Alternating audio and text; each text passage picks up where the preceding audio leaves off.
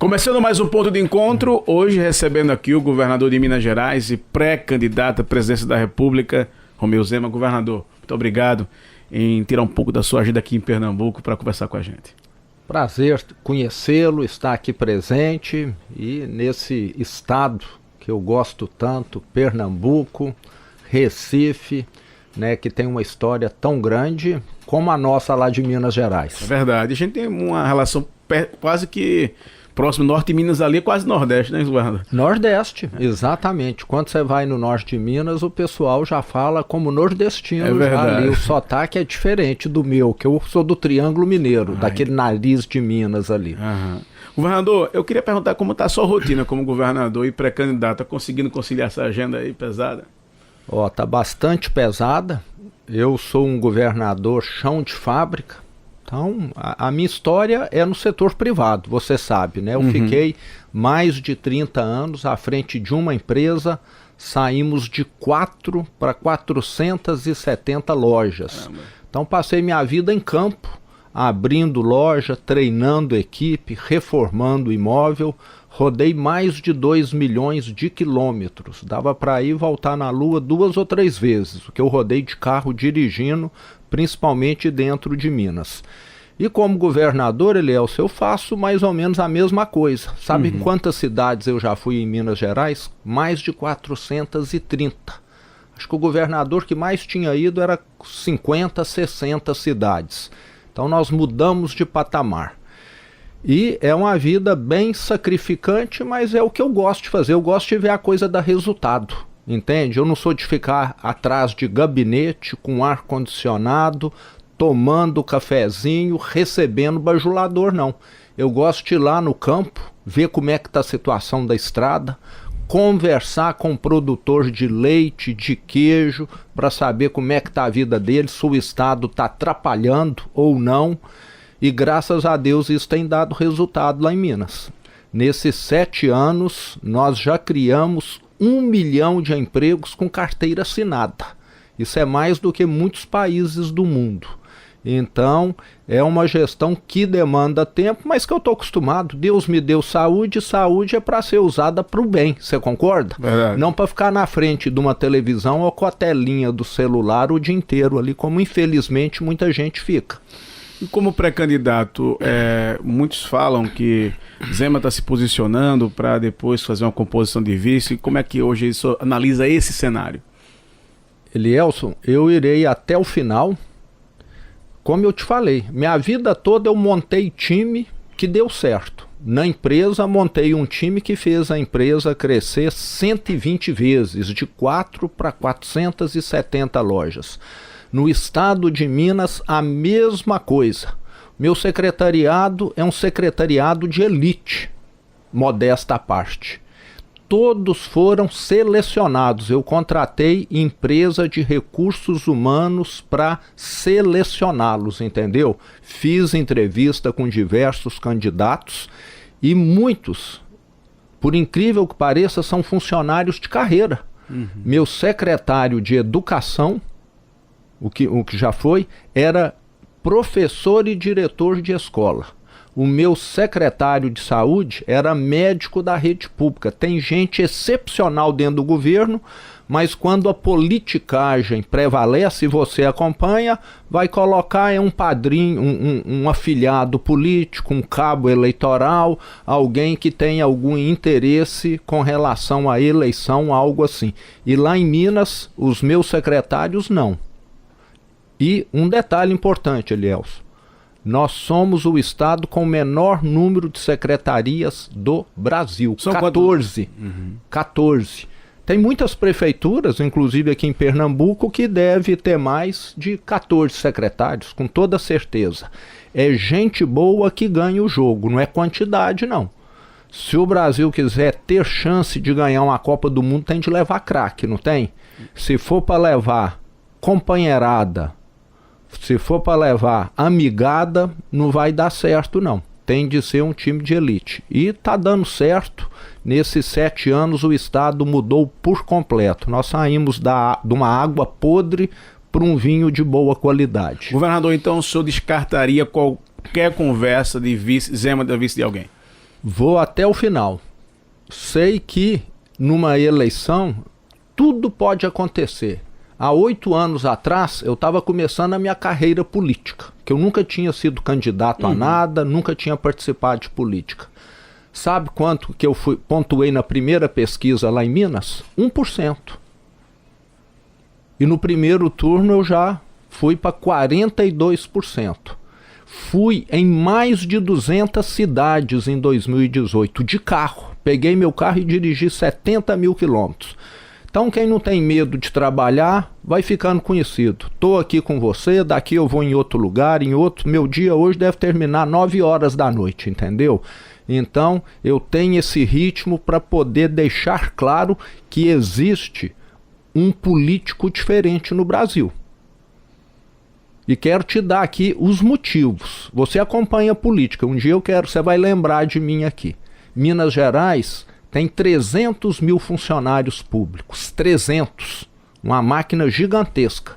É a minha equipe. 300 mil pessoas. Adivinha quantos parentes eu tenho lá? Não sei. Quantos amigos eu levei para trabalhar? 0. Faço questão de fazer o contrário do que a politicagem faz. Eu acredito em gente competente. No dia que o Brasil for para uma Copa do Mundo e o técnico levar irmão, parente, afilhado, amigo, o Brasil vai voltar nas últimas colocações. E na política não é diferente, não. Por isso que o Brasil não dá certo. É só distribuição de cargo, de favor, de privilégio. Nós temos de mudar. Governador de Minas morava num palácio com 32 empregadas, garçons, cozinheiras, governantas. Eu moro numa casa que eu pago o aluguel. Eu vou e volto todo dia de carro para o trabalho. O ex-governador Fernando Pimentel, do PT, ia e voltava de helicóptero todo dia para o trabalho. Eu tenho uma empregada que eu pago do meu bolso também. Então nós precisamos no Brasil fazer a ficha cair.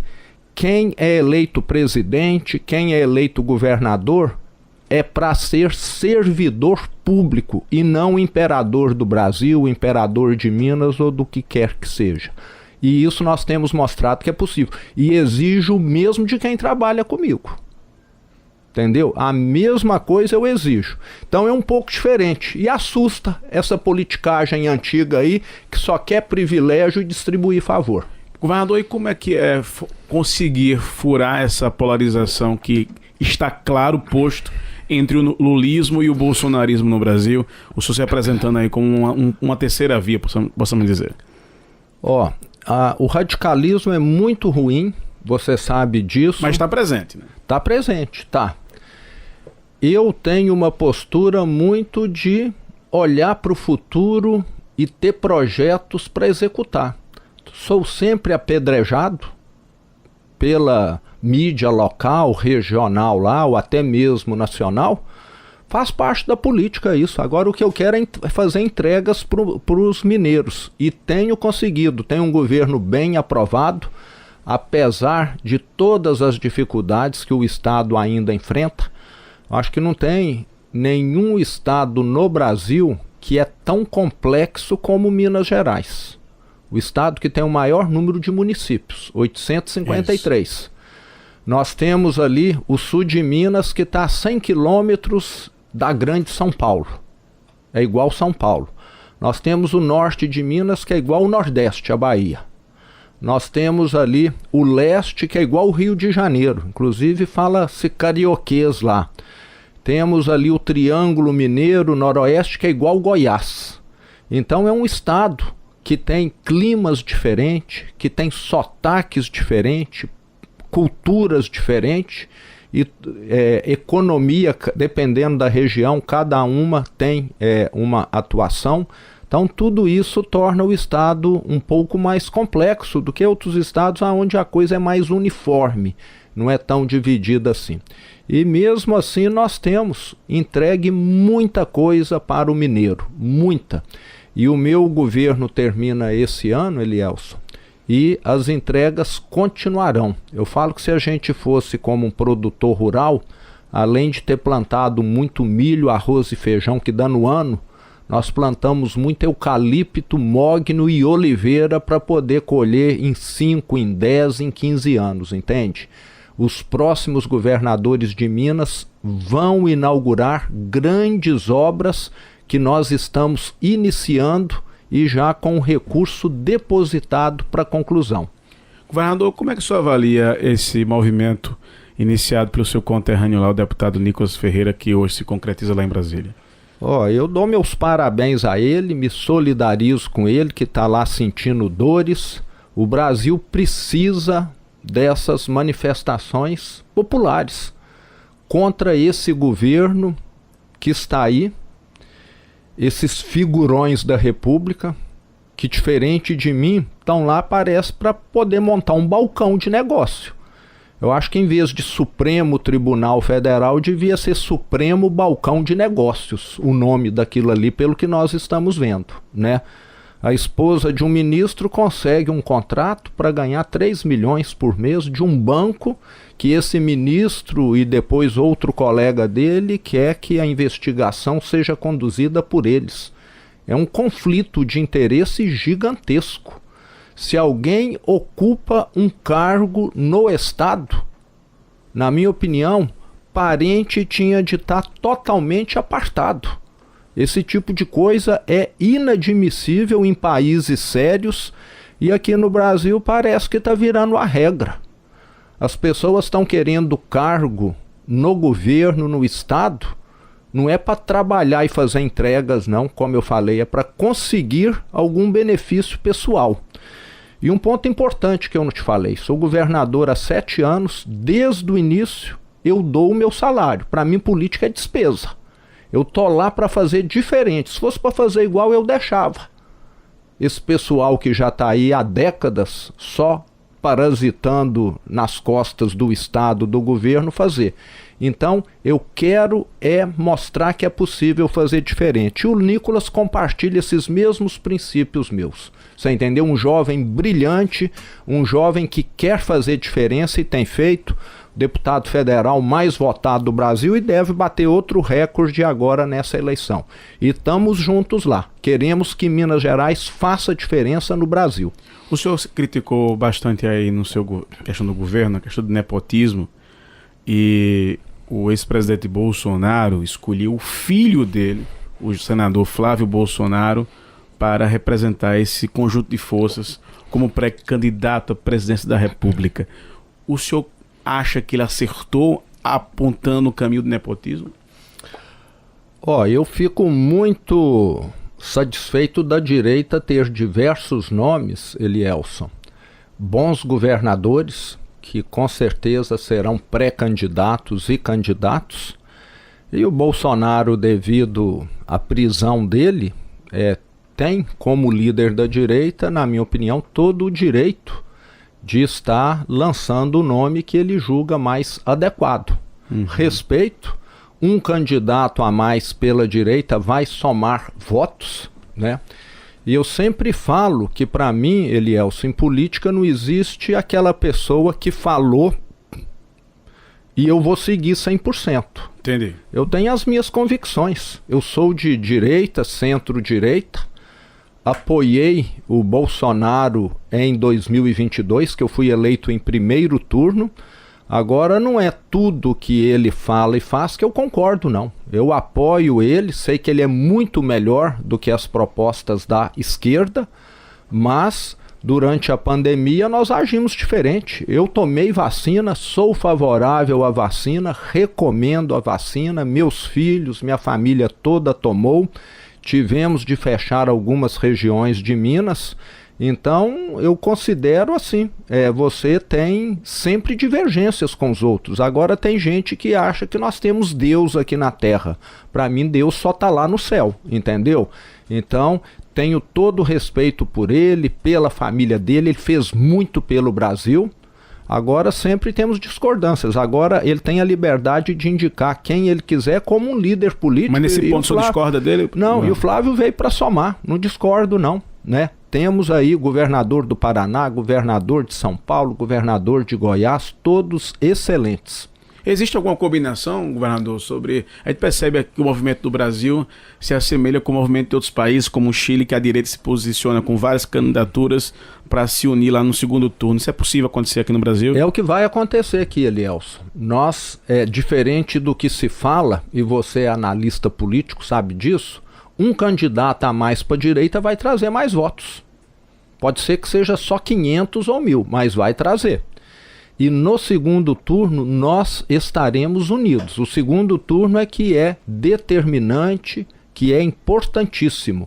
E quanto mais bons candidatos no primeiro turno tivermos, mais votos. Um bom candidato em Goiás vai trazer mais votos do que outro. Um bom candidato no Paraná, como o atual governador, vai trazer mais votos. Em Minas, idem. E no segundo turno nós vamos transferir esses votos. Eu estou muito confiante com 2026.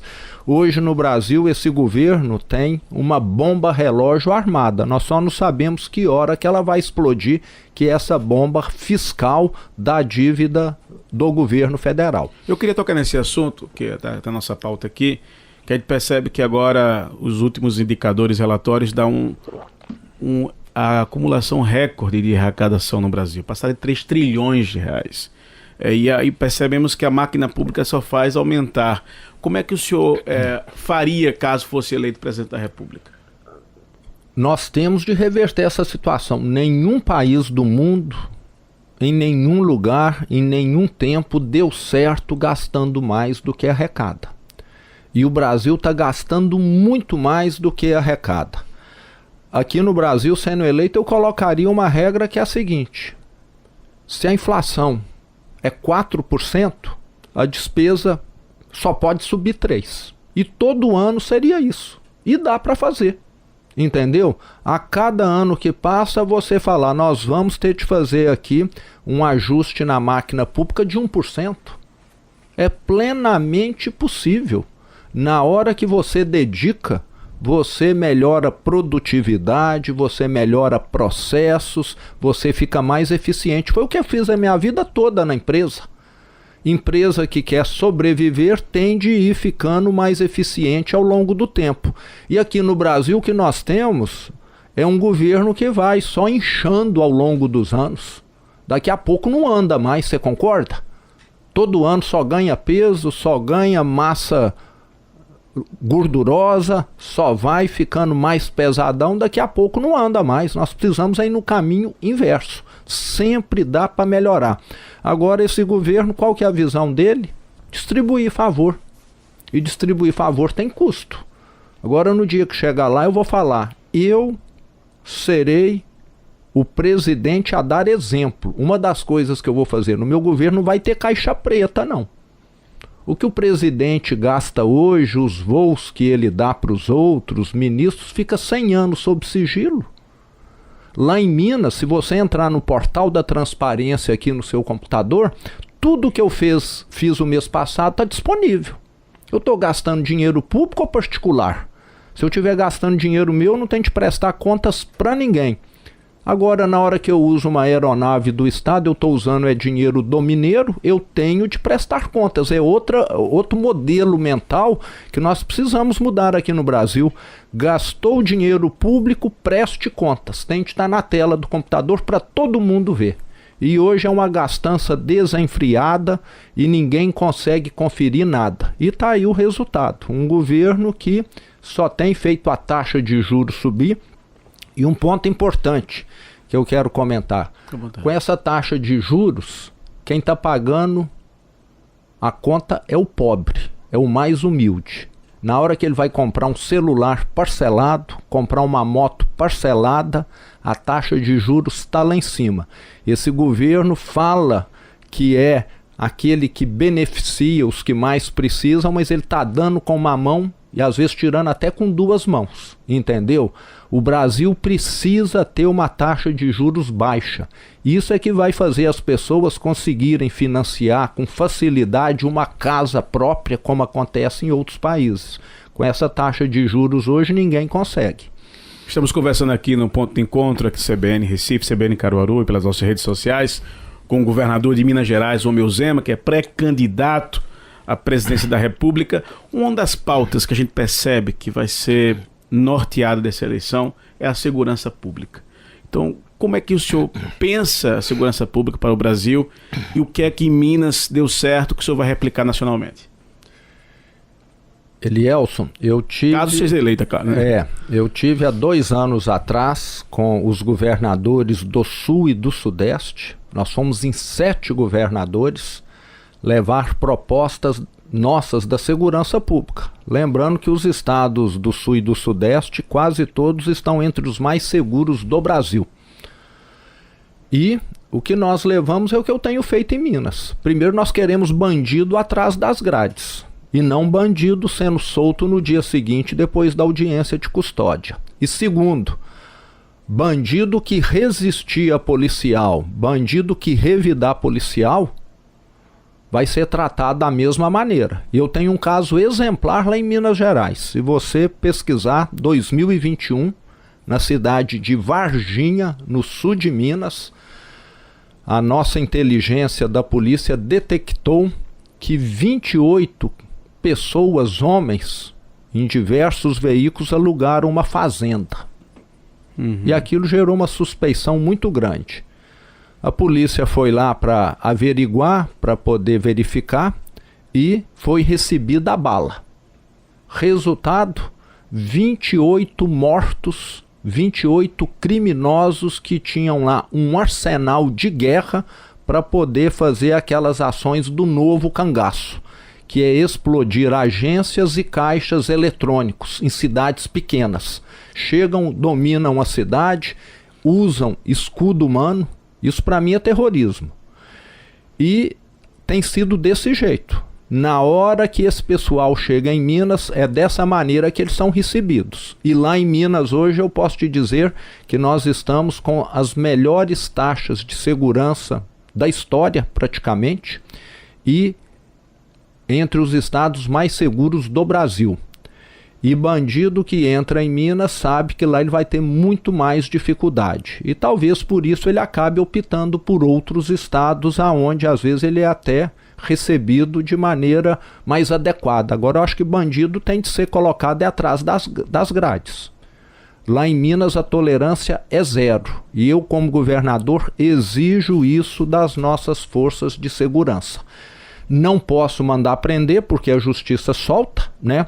Mas pelo menos o bandido que entra lá vai ser tratado dessa forma. E um detalhe muito importante lá em Minas: não existe hoje, Elielson, 1 metro quadrado que o crime organizado controla. A nossa polícia entra, transita por qualquer via pública. Eu queria que o senhor fizesse uma reflexão sobre o modelo político que temos no Brasil hoje. O Fernando Henrique, quando foi presidente, chamava de presidencialismo de coalizão, com essa relação entre Congresso e Presidência da República. Com o passar dos anos, o governador, parece que esse presidencialismo de coalizão virou um Congresso muito mais empoderado do que a Presidência da República. Caso o senhor seja eleito, evidentemente quem tem as convenções, o senhor vai ser candidato, mas como mudar esse modelo que hoje está imposto no Brasil, onde às vezes o presidente do Congresso tem mais poderes do que o presidente da República? Realmente, Elielson, o Brasil hoje é um país disfuncional. E não é só esse presidencialismo de coalizão, não. Nós estamos vendo um Supremo dizer que a nossa Polícia Federal não sabe fazer investigação. Nós temos aí um Supremo falando que o nosso Banco Central não sabe atuar no mercado financeiro. Será que é eles que sabem, né? Então nós estamos vendo aí uma invasão de jurisdição continuamente, principalmente por parte do Supremo, do Judiciário, que muitas vezes extrapola. As emendas parlamentares impositivas atingiram aí um patamar também que ficou insustentável. Nós vamos ter de assentar e redefinir tudo. Caso contrário, nós vamos ter aí um governo, continuar tendo um país totalmente disfuncional que dificilmente avança. E um executivo que me parece que tem feito muito pouco para mudar isso. Porque o interesse ali não é com o futuro do Brasil, não é em melhorar a vida do brasileiro, é só em ganhar votos. E eu tenho uma visão de que eu, pelo menos, estou na política para fazer mudança, não para ganhar a eleição. Se for para ganhar a eleição, tá cheio de gente querendo aí. Agora, para fazer a mudança no caminho correto, e a minha reeleição em 2022, eu fui reeleito em primeiro turno, foi muito sofrida. Eu comecei o ano com greve, com manifestação para todo lado no estado. O funcionalismo sendo liderado, induzido por sindicatos, querendo 30% de aumento, e num estado que sequer pagava a folha de pagamento em dia. Quando eu assumi lá, não pagava a folha de pagamento, não, era pago parcelado, não se pagava 13º também. E levamos 3 anos para colocar isso em dia. Em 2022, principalmente a oposição, a esquerda, fazendo todo esse barulho, e eu fui para a rádio e para a televisão e fui muito claro, eu posso dar 5% de reajuste, é o que eu vou dar. Se for para destruir o Estado, que não pode pagar mais do que isso, eu prefiro perder a eleição, do que ganhar a eleição e ficar com um Estado inviável na mão. Então a minha visão é de construir, é de ter um futuro melhor e não de me eternizar no poder, entendeu? Se for para ganhar a eleição fazendo coisa errada, tá cheia de pessoas aí, nós estamos repletos no mundo para poder fazer. E eu não quero ser mais um, não. Eu quero ser aquele que faz diferente e mostra que é possível. E lá em Minas nós conseguimos isso nesses 7 anos. Governador, se o senhor é filiado ao Partido Novo, que tem uma bancada ainda pequena no Congresso Nacional, né? Talvez o trabalho até da sua pré-candidatura seja para ampliar essa bancada, mas eu queria retornar esse tema da governabilidade. Como governar um Brasil com um partido que ainda é pequeno, elegendo poucos congressistas e que vai ter que fazer essa negociata que o senhor está criticando, porque parece que é um modelo que já está praticamente imposto pelos anos que vem da República. Como é que o senhor vai conseguir gerir o Brasil desse jeito? Fazendo o que nós fizemos em Minas. Minas Gerais tem 77 deputados estaduais. O meu partido tem 3 deputados. E nós governamos. É possível fazer aliança, e lembrando uma coisa, Elielson, quem é parlamentar gosta de estar ao lado de quem tem credibilidade. E lá em Minas nós conquistamos essa credibilidade. Hoje nós temos a maioria da nossa Assembleia Estadual caminhando conosco, votando conosco, porque sabe que é um governo que não tem corrupção, sabe que o governador não tem o parente lá, não fica distribuindo favor, e sabe que tudo que nós assumimos compromisso nós cumprimos. E aquele deputado estadual que caminha conosco sabe que eu pego o carro, vou no interior com ele, e num dia a gente passa em 5 cidades de carro, junto com os prefeitos, junto com os produtores rurais. Então eu gosto de dar prestígio para quem trabalha corretamente. Agora, aquele que não caminha conosco, eu nunca vou fazer isso com ele. Então, eu vejo que é assim, é um trabalho diferente. Eu não fico distribuindo favores lá para comprando deputado. E nem compraria deputados federais também. Então, é uma visão um pouco distinta. Eu acho que é aquela questão que nós precisamos ter princípios, precisamos ter honra, e acho que o Brasil perdeu isso, entende? E lá em Minas nós estamos resgatando isso. E o Estado está crescendo. Todo ano a participação nossa no PIB do Brasil aumenta. Criamos 1 milhão de empregos com carteira assinada. Então, dá para ver que funciona. Sem corrupção, sem escândalo, sem esse balcão de negócios que se transformou Brasília. Governador, eu queria que você tomasse um pouco mais de água, um cafezinho. A gente vai um rápido intervalo e voltamos já no ponto de encontro com o governador de Minas Gerais, Romeu Zema, que é pré-candidato à presidência da República.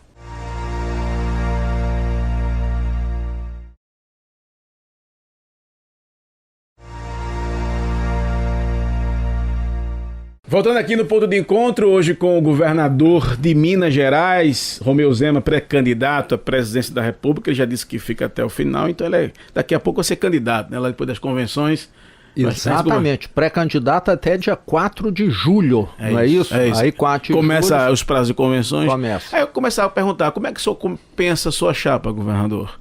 Como é que tem alguma conversa além do Partido Novo com outros partidos pra gente começar essa configuração? Porque sozinho o senhor não vai. Não, sozinho é difícil. O Elielson, em 2022, na minha reeleição, nós caminhamos em 9 partidos. Certo. Nós éramos um governo bem avaliado. Então, eu estou muito confiante de que nesses próximos meses nós estaremos mostrando aí em todo o Brasil as nossas propostas, que são diferentes, como eu tenho dito aqui, e nós vamos conseguir aí boas alianças. Agora, eu gosto muito mais do que do partidão, do que dos milhões em campanha, de boas propostas. O que o brasileiro está querendo é isso. E você já viu muitas eleições aí em que o candidato que tinha o maior tempo de TV, que tinha mais recursos, não ganhou. E eu vou muito nessa linha de trabalhar e mostrar o que nós temos de bom para o Brasil. E isso o brasileiro está querendo. O brasileiro está meio que cansado dessa polarização que você disse. Eu não sou um sujeito radical, tá dando para você ver aqui. Eu assento e converso todo mundo, até isso faz parte do perfil do mineiro. É verdade. Você sabe disso, não é? Então, para mim, eu dialogo com todo mundo. Posso não concordar e decidir contra aquilo que a outra parte deseja. Mas estou sempre disposto, porque eu sei que pluralidade é bom. Pessoas que pensam diferente. Eu que trabalho com time, a última coisa que eu quero é montar um time de cordeirinhos, que todo mundo só fala amém pra mim. Aí eu não preciso de ninguém, você concorda? Eu sozinho resolvo tudo. Agora lá eu tenho um secretariado, que eu te falei, excelente, cada um tem uma ideia diferente. Aí você consegue tirar melhor. Então, eu acho que todos podem contribuir. Nem a direita, nem a esquerda detém 100% da verdade. Mas você tem conversado com alguns partidos já, pensando nessa... Ou preferiu primeiro começar sozinho? Não, eu vou iniciar sozinho agora, e à medida que o tempo avançar até 4 de julho, nós vamos estar aí conversando com outros partidos, vamos precisar pelo menos de um vice. Exato. Lá em Minas já está de certa maneira definida quem nós iremos apoiar para o Senado.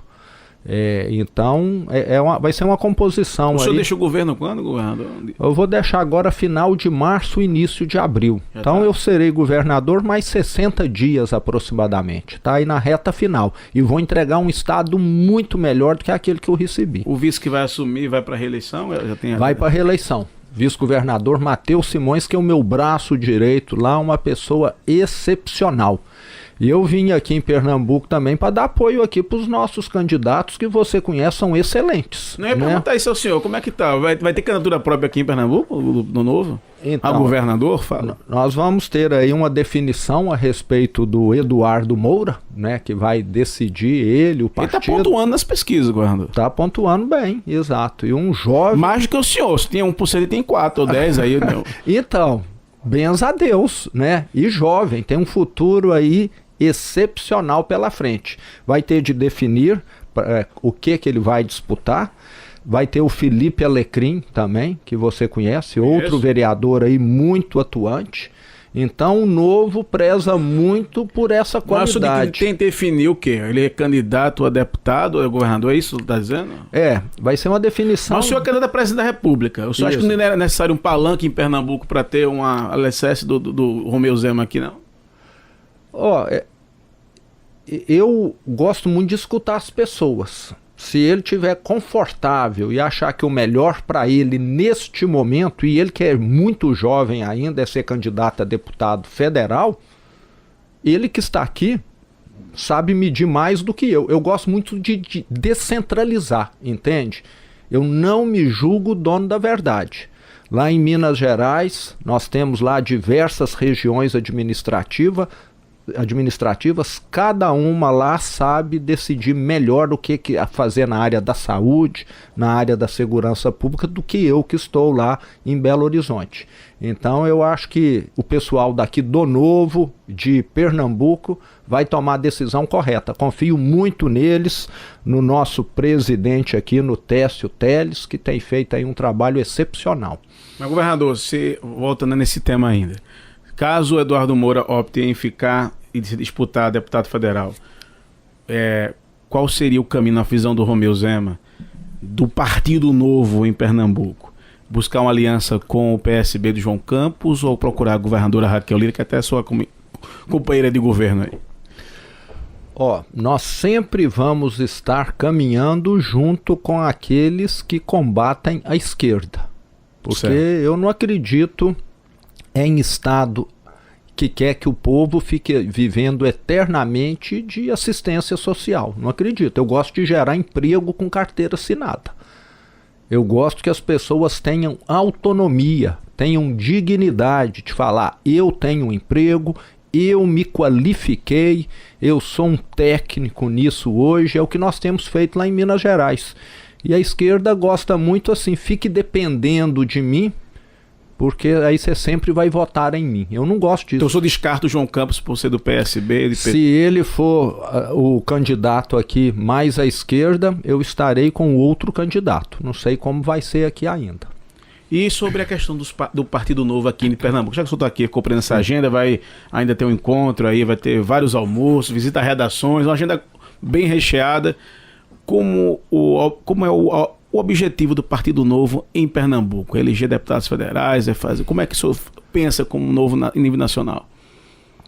Elielson, o Novo, ele tem um pouco de diferença, ou até muita diferença, dos outros partidos. Primeiro, eu posso te afirmar que nós somos o partido mais coerente que existe. Por que, governador?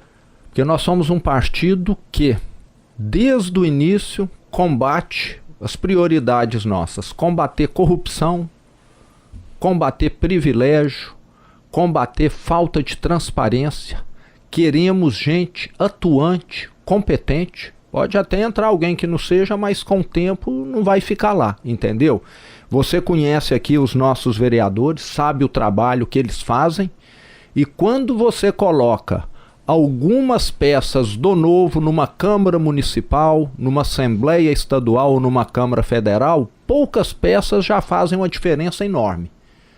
Porque enquanto os outros ficam às vezes submisso ali ao poderoso, o pessoal do Novo vai lá e fala: eu não aceito isso aqui não, nós precisamos investigar isso aqui está errado. Vai num jornal aqui como o seu, num programa como o seu, e fala: está acontecendo isso e isso. Então nós precisamos ter na política pessoas que pensem e que questionem, e não pessoas que estão lá só para colocar dinheiro no bolso, como infelizmente muitas vezes acontece. O pessoal do Novo está lá para poder fazer esse trabalho. E você conhece aqui o pessoal nosso e acho que vai concordar comigo. Alguns fazem mais, outros nem tanto, mas são pessoas preparadas para poder fazer essa diferença. E que não tem medo de mostrar cada real que gasta. Inclusive nós do Novo, nós temos compromisso. Se aqui cada vereador pode ter, 10 assessores, aqueles que são do Novo têm menos assessores, para mostrar que dá para fazer mais com menos, entende? Se um deputado federal pode gastar não sei quanto com refeição, com gasolina, aqueles que são do Novo gastam menos da metade. Porque nós sabemos que tudo tem gordura quando se fala de gasto público. Nós somos um país pobre, onde tem gente que tem dificuldade para comer e fica um Estado fazendo com que quem trabalha lá viva igual rei. Então nós temos que ser comedidos. Então a gente gosta de ser esse partido, vamos dizer, até meio chato. Mas é assim que as coisas melhoram. Governador, sobre a sua pré-candidatura à presidência, sempre quando se fala em candidatura presidencial, recorrem ao Nordeste uma possibilidade de vice, ou possibilidade o próprio Lula já é fruto do Nordeste, mesmo ter feito a política ali em São Paulo. O senhor cogitaria ter um candidato a vice vindo do Nordeste? Seria uma ideia excelente, sem dúvida, né? O Nordeste, pela representatividade que tem, pela população, pelo peso político dele, seria uma ideia excepcional. Tá aí uma grande possibilidade, sim. E eu queria, ainda nesse tema do Nordeste, eu lembro que circulou por muito tempo uma fala sua, talvez fora de contexto, o momento agora dentro da CBN aqui, para explicar e falar sobre isso, como se eu tivesse criticado os nordestinos. Isso existiu? Como é que foi isso, governador? O que existiu, vamos deixar bem claro, é que foi constituído aqui o Consórcio Nordeste, os 9 estados do Nordeste, não é isso? Que constituíram um consórcio. E eu ajudei a constituir o Consórcio Sul-Sudeste. Pode-se constituir o Consórcio do Nordeste. Quando eu constituí o Consórcio Sul-Sudeste, eu fui criticado. Mas o Nordeste pode, o Sul e Sudeste não pode? Então, o que nós estamos querendo é somar com o Brasil.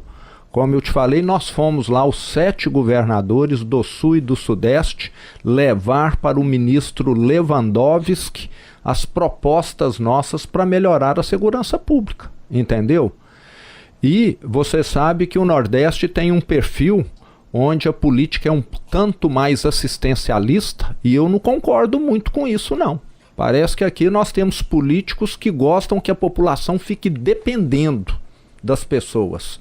E eu sou totalmente contrário a essas ideias. Eu quero que todo mundo se qualifique, tenha um emprego digno, tenha uma profissão, tenha autonomia. Aí eu discordo muito dessa posição que alguns têm. Lá no Sul-Sudeste tem, mas menos. Aqui parece que isso ocorre com mais frequência. Então eu sempre questiono, conheço muita gente aqui do Nordeste, tenho negócios no Nordeste, das lojas que eu abri, umas 30 foram ali no sul da Bahia, na região de Guanambi, de Brumado, de Vitória da Conquista, entende? Gosto de trabalhar no Nordeste, então não tenho nada contra. Questiono alguns políticos, vamos deixar bem claro, que vão muito nessa linha do fisiologismo, distribuir cargo para esposa, para não sei o quê. Aí com isso aí eu não coaduno, não.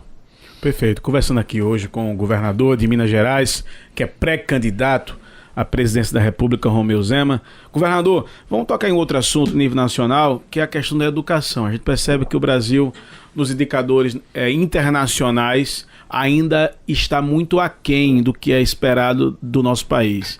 Como reverter essa lógica? Como estão os números de Minas? Eu estou perguntando de Minas porque o senhor está governando o estado por 7 anos. E como é que anda aí? E como fazer para mudar essa lógica no Brasil? O que nós precisamos na educação é de ter mais opções. Hoje nós temos diversos sindicatos que quer que tudo continue igual. Não vou falar que são todos não, mas o lá de Minas é um deles.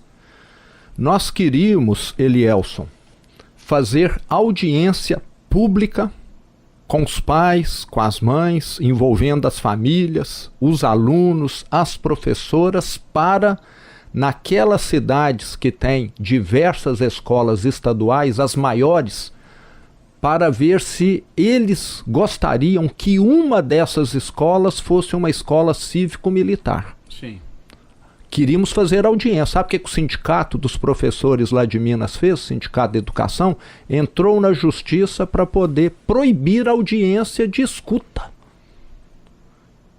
Nós estamos numa democracia ou numa ditadura? Não podemos nem escutar? Entraram. E entraram no Tribunal de Contas do Estado, que parece que tem uma tendência semelhante à deles. E o tribunal proibiu de fazer audiência pública.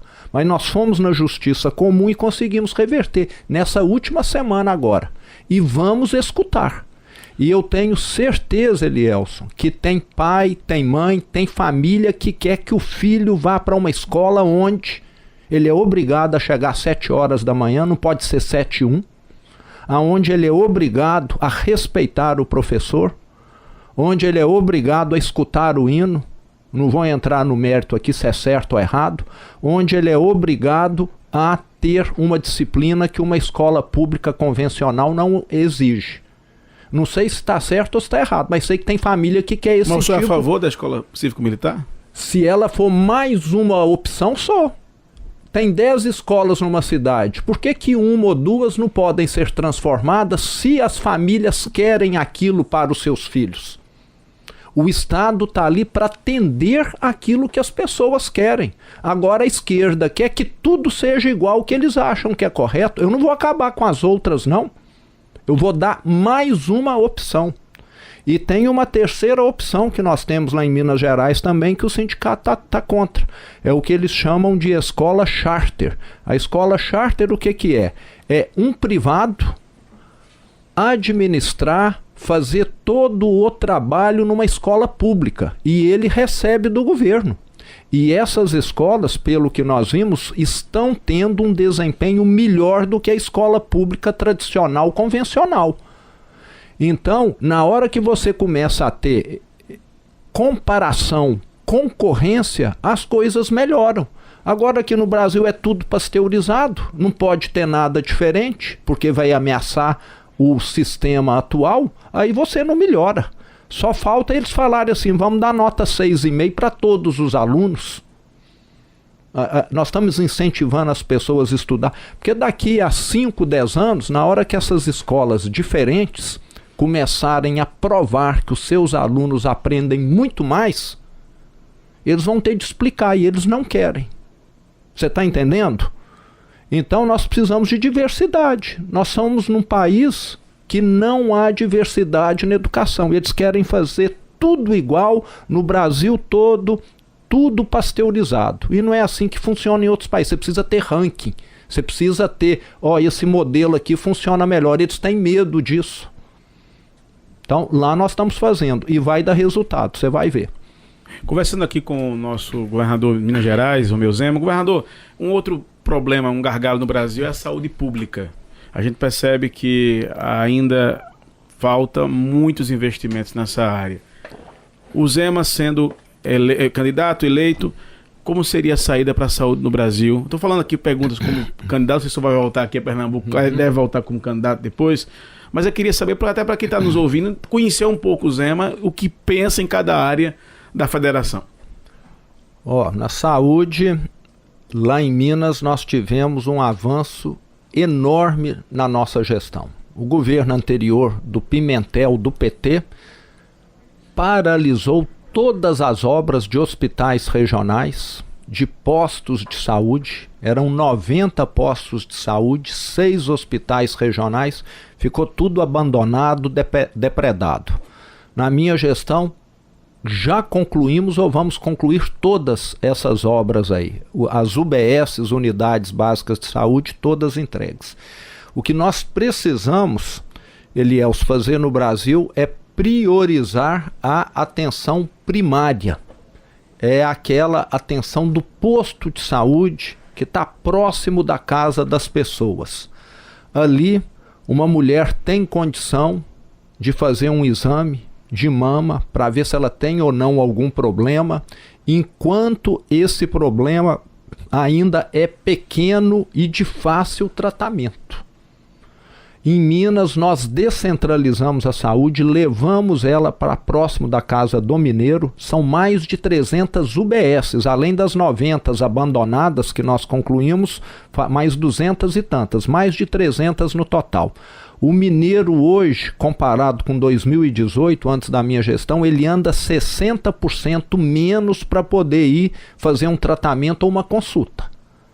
Nós tínhamos gente lá que para fazer hemodiálise andava 5 horas para ir, ficava lá o dia inteiro fazendo hemodiálise, depois voltava para casa, chegava quase meia-noite.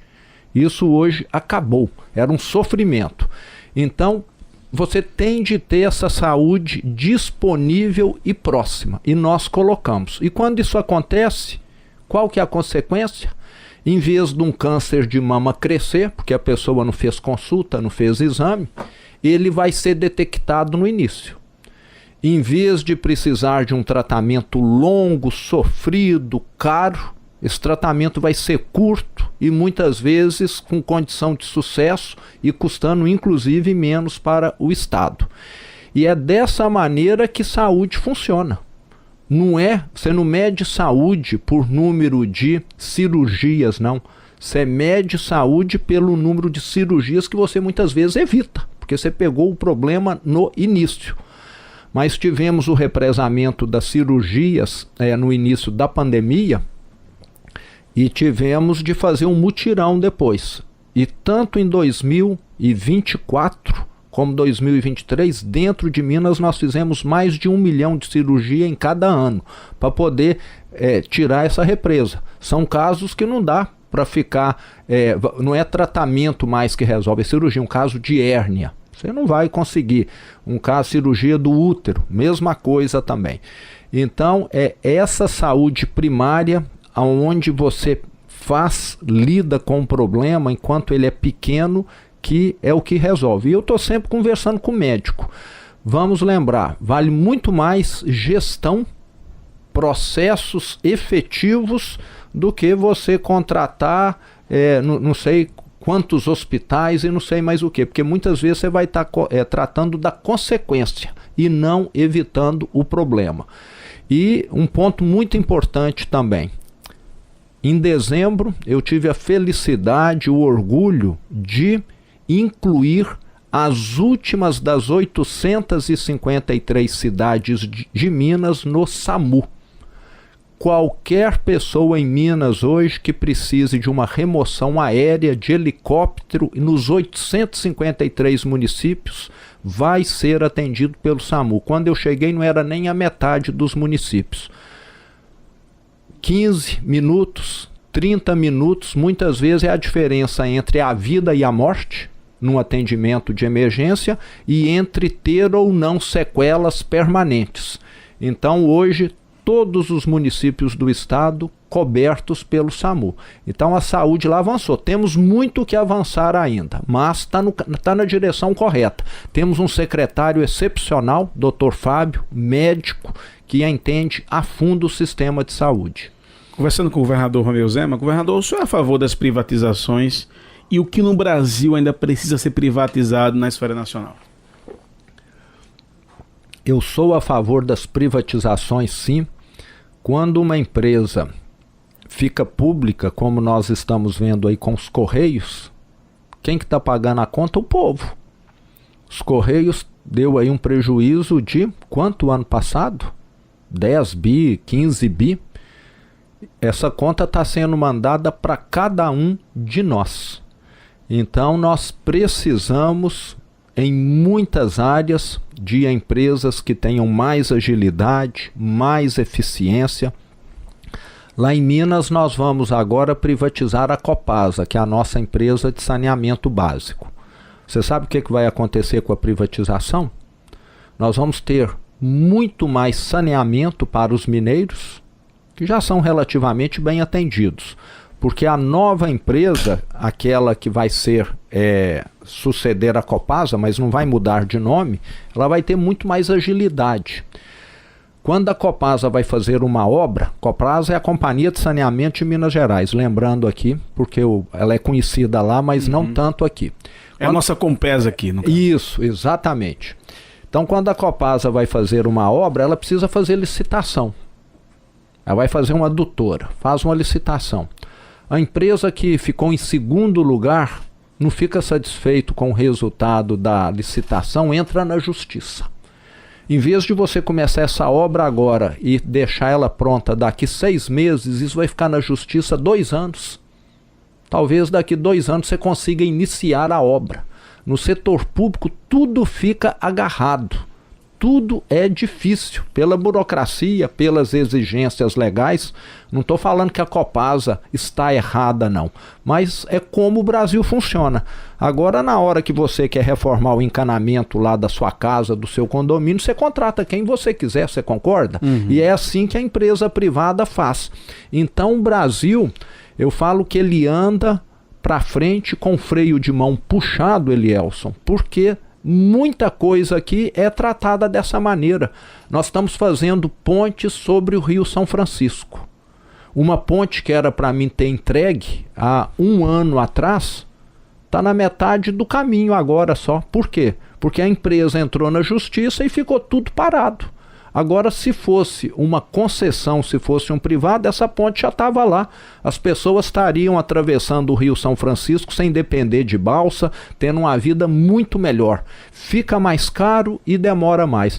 Então nós temos de avançar nessas privatizações. O governo não pode privatizar, é saúde, é segurança pública, é educação. Entendeu? O restante a iniciativa privada faz melhor do que o Estado. Governador, como é que está a sua relação hoje com o presidente da República? A gente percebe que ali no final do ano o governo federal meio que intensificou agendas em Minas, talvez até preocupado mesmo com o campo político lá. A gente sempre fala, parece que Minas é o retrato do Brasil. Quem ganha em Minas ganha no Brasil. Pelo menos as últimas eleições foram assim. Como é que hoje existe algum tipo de relação institucional com a presidência da República? Relação institucional só, né? Eu discordo. É atendido lá, pelo menos? Pouco. Em alguma coisa, sabe? O governo federal olha muito pouco para Minas. E nós temos de lembrar que Minas é o estado do Brasil que mais contribui com o saldo da balança comercial. Nós não somos o estado que mais exportamos, não. Mas o maior saldo da balança comercial do Brasil está em Minas Gerais, porque nós exportamos muito minério de ferro, muito café. Eu até tenho esse número aqui, vou te falar. O ano passado, Minas Gerais exportou quase 46 bilhões de dólares, importou 27 e teve um saldo, aliás, exportou 46, importou 18 e teve um saldo de 27 bi. O Brasil como um todo teve um saldo de 68. Minas contribuiu com 27 dos 68 bi de saldo da balança comercial. E quando um estado exporta muito, Eliel, o que acontece? Você está usando intensamente as ferrovias e rodovias, você concorda? Tudo vai para o Espírito Santo, para o Rio de Janeiro e para São Paulo. Nós não temos mar igual vocês aqui, que são abençoados nessa questão. E isso desgasta o estado, e as rodovias federais em Minas estão longe de estarem boas, entende? Então o estado não recebe a devida atenção, não recebe. Tenho esse relacionamento institucional com o presidente, mas discordo de muitas coisas que ele faz. O Brasil ser o país do mundo que mais tem ministérios. Em Minas eu faço o contrário. Nós somos o estado que menos tem secretarias. O Brasil ser o país do mundo recordistas em homicídios e o governo federal ficar aí só discutindo segurança pública. Lá em Minas eu não discuto segurança pública, não. Eu faço segurança pública. Bandido eu quero na cadeia. Então nós temos aí umas visões bem diferentes de mundo, sim. Para resumir nossa conversa, governador, por que Romeu Zema quer ser presidente da República, caso confirme aí nas convenções e leve essa candidatura até o final? Como eu te falei, eu gosto de coisa diferente. Lá na educação, nós queremos testar escola cívico-militar. Nós queremos testar escola charter, que é uma escola privada que qualquer um pode frequentar, funciona como pública, só que a administração é privada e ela recebe recursos do Estado. E eu quero mostrar para o Brasil que nós não precisamos de mais um advogado, que nós não precisamos de mais um político nas presidências, a gente precisa oxigenar o sistema. Nunca um empreendedor foi presidente do Brasil.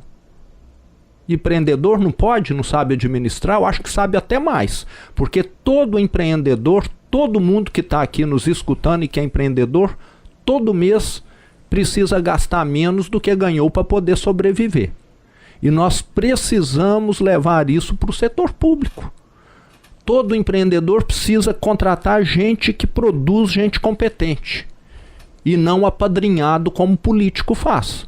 Então acho que chegou na hora do Brasil ter alguma coisa diferente. Vamos pelo menos testar. Lá em Minas nós já testamos e funcionou muito bem. Porque enquanto era politicagem lá, igual a maioria faz, a coisa só afundou. E lá nós tiramos o Titanic do fundo do mar. Eu não tenho nenhum plano de poder pessoal, nunca tinha pensado em ser político. Eu fui para política na hora que eu vi que o meu estado estava ficando arrasado. Que as prefeituras estavam morrendo lá em Minas, que tinha prefeito suicidando, prefeito adoecendo, porque não recebia do governo do estado. Eu falei, isso aqui virou uma zona, com esse PT aqui governando Minas Gerais. E mostramos que é possível fazer diferente, com seriedade, e acho que falta muita seriedade na política do Brasil, muita. Igual eu te falei, não é Supremo Tribunal Federal que nós temos, não. Nós temos lá um Supremo Balcão de Negócios em Brasília, e isso precisa mudar. E a melhor forma de fazer mudança é com exemplo, e não com discurso. Então eu tenho uma forma diferente de atuar também.